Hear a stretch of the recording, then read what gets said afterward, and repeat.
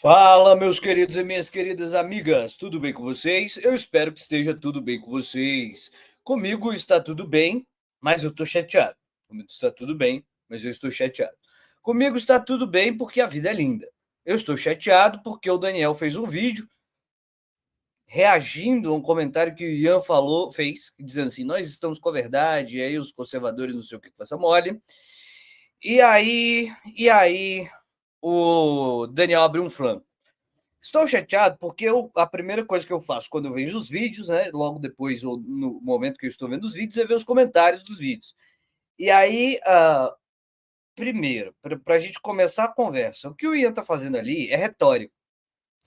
É uma retórica bem fundamental, dizendo assim: olha, não fique achando que a gente está fazendo debates com gente louca da extrema-direita e que a gente tem que discutir assim, por exemplo, para deixar claro, se a Terra é plana ou se não é. Entenderam? A gente sabe que a Terra não é plana, mano. Entenderam? Entenderam? A Terra não é plana, pronto, acabou-se. E aí é isso, a gente está com a verdade. A vacina faz mal porque não sei o quê, não sei o quê. Aí a gente fica, não, vamos debater, vamos abrir para discussão. Não, que abrir para discussão? A gente está com a verdade. A gente está com a verdade, nesse sentido. Entendeu? É retórico, é simplificador, é retórico. E aí o Daniel abriu um canal de discussão que aí vai dar para eu bater exatamente na filosofia pós-moderna, que é diferente da gente bater em pós-moderno por exemplo, de Twitter, né? Igual os idiotas aí que estavam falando mal de mim por causa do Engels esses dias aí e tal, conversa mole, não é isso? Esses idiotas que não merecem respeito. Mais interessante do que trabalhar com idiota que não merece respeito é tratar de alguns aspectos de filosofia realmente, propriamente dita, certo? Ah, então veja. Então veja. Deixa eu comentar. Limpar o terreno para início de conversa. Limpar o terreno para início de conversa. Para início de conversa, a gente precisa limpar o terreno no seguinte sentido. Eu já conversei com o Daniel sobre isso lá no canal dele, quando ele me chamou para discutir o Platão. Porque o que acontece? Ele tem uma visão específica acerca de Platão e tal. E eu já expressei o que eu achava, o que é salvável em Platão, o que não é e tal. Eu sei o que o Daniel acredita. Eu sei o que ele defende, certo? Eu tenho uma visão muito clara do que ele defende. E eu sei de onde é que vem isso, né? Porque antes de conhecer o Daniel, eu lia coisas. Então, eu sei exatamente de onde é que vem isso. Isso vem de um camarada chamado Friedrich Nietzsche, certo? Não é que Nietzsche viajou da maionese, é que ele tinha um projeto. E o projeto dele é destruir a noção de verdade, certo? Esse projeto fica muito claro nesse texto aqui. Eu tenho uma versão safada dele, eu tenho duas, na verdade. Uma que eu herdei de uma ex-namorada minha, que é essa aqui, né? Esse texto aqui, o Além do Bem e do Mal, certo?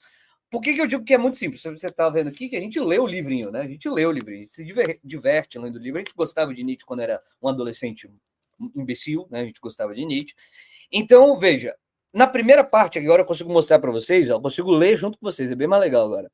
Ó, a vontade de verdade que ainda nos seduzirá a muitas ousadias, essa célebre veracidade, da qual todos os filósofos até agora falam como com veneração, que questões essa vontade de verdade já não nos colocou? E aí ele começa questionando a verdade, a vontade de verdade, e você sabe o que ele vai colocar aqui no lugar, não é isso? Você sabe o que ele vai colocar aqui no lugar? Vontade de potência, que a gente sabe qual é a utilização que fizeram disso. Ah, mas ele não queria. Ah, mas ele não queria. Tudo bem que ele não queria. Mas, enfim, influencia em outra personagem que é muito interessante, que é o Heidegger, que é um nazista safado, não é isso? Influencia o nazista safado. Muitas pessoas têm apontado, uma delas é o Losudo, por exemplo, que o pessoal não gosta porque ele defende a União Soviética, fica chamando ele de stalinista e tudo, etc e tal. Mas recentemente, quando eu fiz o vídeo passado, ontem, né, eu mencionei o Carlo Ginzburg, e aí tem um camarada que comentou, eu não conheço essa leitura específica que ele apresentou, mas ele diz assim que o Carlo Ginzburg ele apresenta um questionamento ao como é que é? Vaden White, acho que é assim o nome do cara. Esqueci agora o nome do cara, que é um pós-moderno norte-americano, estúpido e tal, da historiografia, e aí ele teria feito comentário, segundo esse comentário do nosso camarada aqui, né? Eu não sei se foi, mas segundo o comentário, ele disse que o Ginsburg critica esse pós-modernismo na história, exatamente que ele só pode acabar em fascismo no final das contas. Hayden, né? É Hayden White. Hayden. Então, veja. que é um idiota completo. O Hayden White é completamente descartável, completamente descartável. Mas veja, sendo essa afirmação verdadeira ou não, né? Sendo essa afirmação verdadeira ou não, o que acontece na filosofia de Nietzsche? Você vê aqui bem na capa, certo? Bem no início do texto, qual é o projeto, né? Para dizer que a gente não tem moral mais, né? Que a moral é construída, que o homem faz os seus próprios valores, etc, etc. A primeira coisa que ele tem que fazer antes de começar a falar isso é: precisamos destruir a noção de vontade de verdade. É a mesma coisa que o nosso amigo Daniel está fazendo. Ele está seguindo os passos nefastos de Nietzsche. É isso, certo? Veja, a partir daí você pode fazer um monte de coisa. O Daniel adora fazer o exemplo, que também está aqui, nesse livro aqui, no Além do Bem e do Mal, que é o exemplo de dizer assim, não, veja só, as perspectivas morais, né, elas são relativas. Você defende interesses. E aí você defende os interesses a partir das nossas perspectivas, né? A ideia do perspectivo moral, ao final das contas. E aí ele sempre usa metáfora, e eu vou tirar a onda com essa metáfora, né? Porque essa metáfora, enfim, vocês vão ver, né, agora exatamente. A metáfora é: olha, na sociedade tem gente que é do grupo dos vencedores e do grupo dos perdedores. E não tem certo ou errado em relação a isso. Agora, se você está no grupo dos vencedores, é claro que você vai defender a moral dos vencedores. E se você está no grupo dos derrotados, você vai defender a moral dos derrotados. Nietzsche usa esse tipo de raciocínio para dizer que a moral cristã é uma moral dos derrotados. A ideia é historicizada, inclusive, né? Que a moral cristã se manifesta no Império Romano, exatamente porque você tem uma população gigantesca de escravos. Não é à toa que ele fala moral do escravo. Ele fala exatamente moral do escravo, que é uma população gigantesca de escravos e que ela caiu muito bem, né, essa moral, lá no Império Romano, onde você tem uma população gigantesca de escravos. Por isso que ela se tornou majoritária. E aí a gente teria herdado para a sociedade ocidental, segundo Nietzsche, uma moral de escravos. E quando a gente devia ter uma moral de líderes, não uma moral de pessoas que chegam lá, e etc, etc. Então é muito curioso a gente pegar a coisa do Nietzsche, a proposta do Nietzsche, que é contestar a moral do escravo, e ao mesmo tempo você está defendendo uma moral das ovelhas, ou uma moral como é que é? Uma moral das gazelas. A metáfora é essa sempre, né? A moral é dos bichinhos que são assim, o representante na sociedade dos bichinhos que sofrem. Então você adere à porcaria do que o Nietzsche faz, que é dividir a coisa em moral do escravo e moral das lideranças, das pessoas fortes, poderosas, artistas e etc, etc, etc. Sobretudo a perspectiva de Nietzsche de arte, né? Você pode levar uma arte aristocrática e tal. Nietzsche é aristocrata, claramente. Absolutamente, claramente aristocrata, mas é um aristocrata, né, das expressões culturais, etc. Ele está pensando muito mais na perspectiva psicológica do que qualquer outra coisa. Isso é muito evidente, gente. Isso aqui é muito evidente. Você lê esse livro aqui, vocês querem fazer? Vocês querem o quê?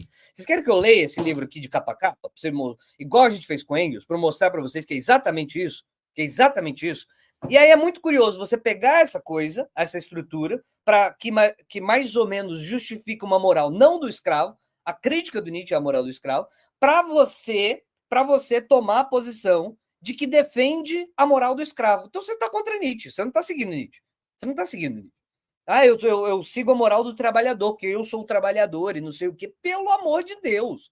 Pelo amor de Santo Cristo. É exatamente o contrário que Nietzsche estava pregando. E é por isso que ele briga com os socialistas, né? É por isso que lá em Menschlich, Menschlich, né, Humano Demasiado Humano, ele vai escrever que os socialistas não são nada mais do que tiranos do espírito. Ele é avesso a essa perspectiva de uma moral que vem de baixo. O ponto da crítica do cristianismo dele é exatamente que é uma moral que vem de baixo. Aí você relativiza num projeto que era para justificar a moral do forte, para justificar a moral do escravo? Pelo amor de Deus! É porque a pós-modernidade enfiou tanto a cabeça no rabo que ela não consegue ver nem as consequências próprias do projeto das pessoas que elas admiram. Pelo amor de Deus! Pelo amor de Deus! E aí não é à toa que Heidegger é um admirador de Nietzsche. E por isso que a gente cita para vocês, né? O que o Daniel tem que ler para ele mudar de ideia, para ele parar de reproduzir essas coisas. Não losudo, não losudo, ele tem que ler. Como é que é o nome do cara? George Lucas, né? George Lucas, não é isso? Georgão Lukács, não é isso? Georgão Lukács, A Destruição da Razão. Que aí você vai ver exatamente como sem Nietzsche não tem Heidegger. Não tem defesa filosófica do nazismo sem Nietzsche. Não tem, certo? Isso a gente está falando do ponto de vista meramente histórico. Isso apenas do ponto de vista meramente histórico, certo? Então, você pegar Nietzsche e para defender a moral do escravo, você está contra Nietzsche. Aí, beleza, a pessoa pode dizer, sim, mas eu gosto de algumas reflexões de Nietzsche e de outras eu não gosto. Tá tudo certo, isso é possível fazer. Tudo certo, tudo ótimo, tudo fofo. É claro que isso é possível fazer, certo? Tudo certo. Não tem nada de errado em fazer isso. Só que tem um problema. Por que ele estava fazendo a crítica no início desse texto à vontade de verdade? Para criar a noção de vontade de potência. Aí você pode dizer, mas aí eu quero uma vontade de potência dos escravos. Eu quero uma vontade de potência dos trabalhadores ferrados na sociedade brasileira. Não é isso que você vai fazer? Não é isso que você vai fazer? Eu quero dar parará e tarará. Mas por que ele destruiu a noção de verdade aqui, antes? Qual era o projeto aqui? O projeto é que, exatamente, se você parar para raciocinar um pouquinho, quais são as consequências de você fazer isso? Você vai dizer assim, é isso mesmo. O cara que é ferrado na vida, ele vai ter uma moral constritora. Uma moral que amarra as pessoas. E Nietzsche quer uma moral das liberdades. Não uma moral que amarra as pessoas. Certo? Nietzsche é contra os socialistas, é contra os advogados, não, os juízes, ele é contra a percepção de Nietzsche. Temos uma sociedade que fica constrangendo as pessoas, fica tentando limitar as pessoas, certo? Pare de limitar as pessoas, deixe as pessoas serem o que elas têm potencial para ser. Essa é a ideia. É basicamente essa ideia. E qual é a consequência dessa desgraça dessa ideia? Né? Uma sociedade, obviamente, pautada por uma aristocracia, onde os melhores que vencem, eles pautam a partir daí a moral que eles escolherem a partir do momento que eles vencem. Então, Nietzsche não tinha perspectiva nazista, é óbvio que não, mas cai como uma luva para um nazi facho desgraçado esse tipo de discurso. Que ele vai falar assim mesmo, quem venceu na sociedade é para vencer mesmo, e na hora que vencer põe o que quiser, porque ele vai moldar a moral da sociedade. E ele cria o que ele quiser. Então, mesmo que ele não quisesse fazer a defesa disso, e eu não estou dizendo que queria, é muito esperável que na manhã seguinte a irmãzinha dele vai pegar o texto para fazer o que quiser fazer por causa dessa estrutura de fundo do raciocínio. Agora, para isso, ele faz o questionamento da noção de verdade. O que eu quero dizer para vocês? Nessa discussão, quando a gente vai para esse tipo de discussão, questionando a noção de verdade, a gente transforma a verdade, fala assim, ai não, mas Platão, ele gostava da verdade porque ele queria ser o rei filósofo. Leitura porca da República, né? Leitura porca da República. Mas por que o Nietzsche vai fazer o ataque especificamente a Platão? Porque ele percebe que Platão está no fundamento do pensamento do cristianismo.